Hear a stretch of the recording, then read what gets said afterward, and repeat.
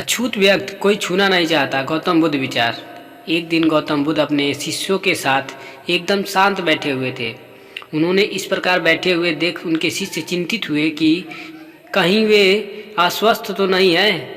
एक शिष्य ने उनसे पूछा कि आज वह मौन क्यों बैठे हैं, क्या शिष्यों से कोई गलती हो गई है।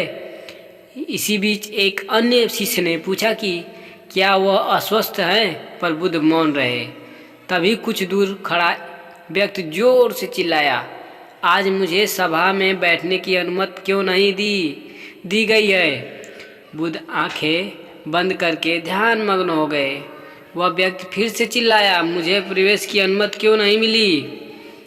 इस बीच एक उदार शिष्य ने उसका पक्ष लेते हुए कहा कि उसे सभा में आने की अनुमति प्रदान की जाए। बुद्ध ने आंखें खोली और बोले, नहीं, वह अछूत है, उसे आज्ञा नहीं दी जा सकती। यह सुन शिष्यों को बड़ा आश्चर्य हुआ।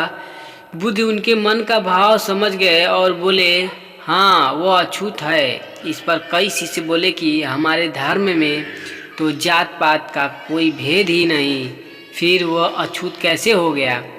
तब बुद्ध ने समझाया, आज वह क्रोधित होकर आया है। क्रोध से जीवन की एकाग्रता भंग होती है। क्रोधी व्यक्ति प्राय मानसिक हिंसा कर बैठता है, इसलिए वह जब तक क्रोध में रहता है तब तक अछूत होता है।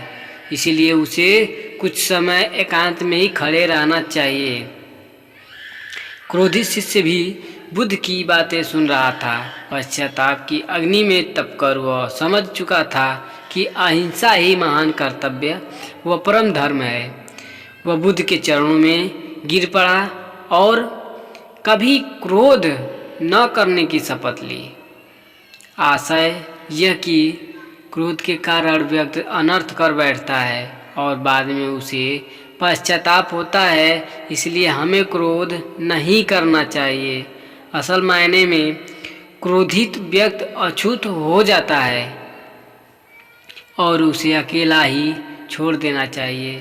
क्रोध करने से तन मन धन तीनों की हानि होती है।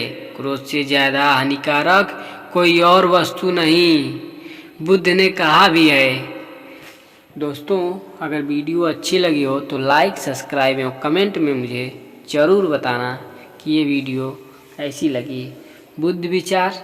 जय बुद्ध।